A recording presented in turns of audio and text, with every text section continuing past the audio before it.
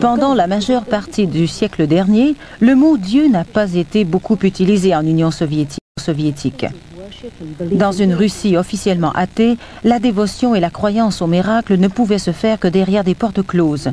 Mais depuis la chute du mur de Berlin, nous assistons à la résurgence chez les citoyens russes du besoin de croire en une forme quelconque de puissance supérieure. Et même si la croyance en Dieu n'a jamais été officiellement encouragée par le Kremlin, d'autres formes de croyances ont foisonné, comme les expériences en parapsychologie ou la télépathie. Les Russes ont fait de la primauté de l'esprit sur le corps une religion en soi.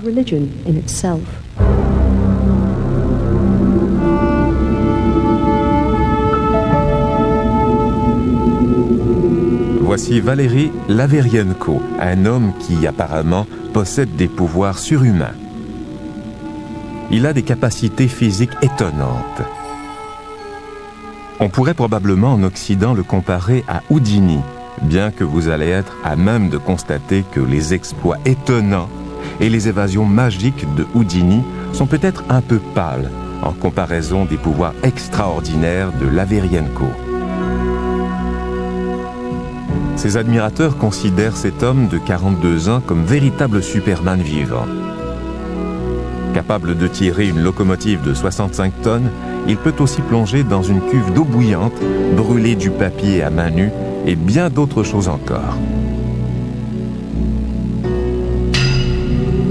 Nous voici donc sur le point de pénétrer dans l'univers surhumain de Laverienko, un matin glacial en Ukraine, alors qu'il s'apprête à faire ce que la science et la médecine estiment impossible, retenir son souffle sous l'eau pendant 15 minutes et survivre. Son seul problème se situe au niveau de la température glaciale de cette journée d'hiver et du vent violent qui souffle. Pour y arriver, il n'utilise qu'un seul objet artificiel, un pince-nez. Un plongeur expérimenté peut rester submergé pendant environ 3 minutes. L'océanographe Jacques Major est le seul homme connu à avoir pu le faire pendant 5 minutes. Laverienko vient juste de dépasser la marque des 2 minutes 30 secondes. Allons jeter un coup d'œil à d'autres réalisations de ce Superman russe. Une foule réunie à la gare de Donetsk assiste à la démonstration d'un autre exploit surhumain de Laverienko. Beaucoup de gens se sont déplacés pour être témoins des capacités extraordinaires de Laverienko. Il commence par enrouler ses avant-bras avec des fils de fer dont les extrémités sont attachées à un wagon de 65 tonnes. Il prend position alors que la neige se met à tomber.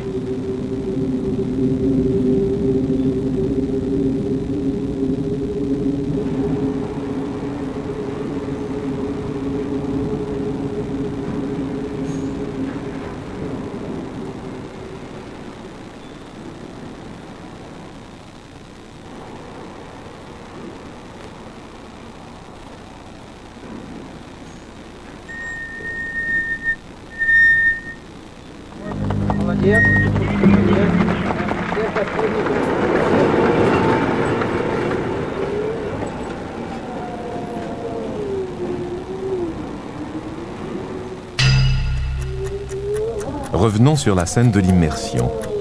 Le chronomètre indique 4 minutes 30 secondes. À ce stade-ci, la quantité de gaz carbonique devrait atteindre un niveau critique.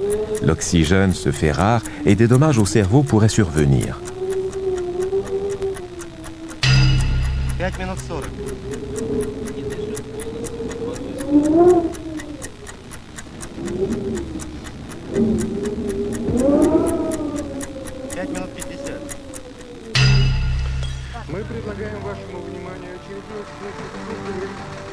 Laverienko n'a aucun problème à effectuer tous les tours des autres cascadeurs professionnels.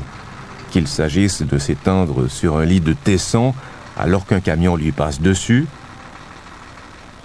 ou de se faire briser des briques sur la tête juste avant de deviner des chiffres choisis au hasard par les membres de l'auditoire.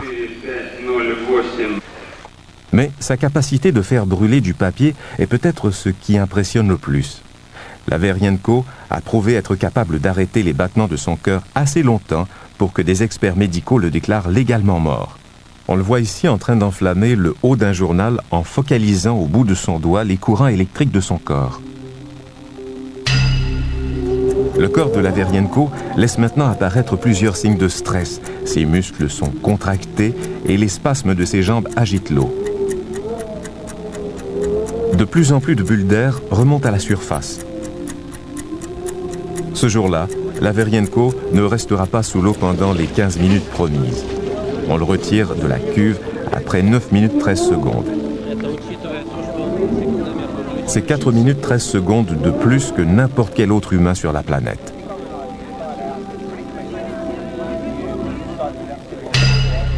Mais alors que vous croyez qu'il était temps qu'il sorte de l'eau, le voilà qu'il y retourne.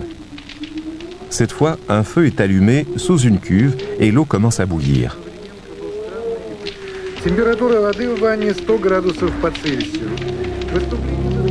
Ce que Laverienko s'apprête à faire se passe de tout commentaire.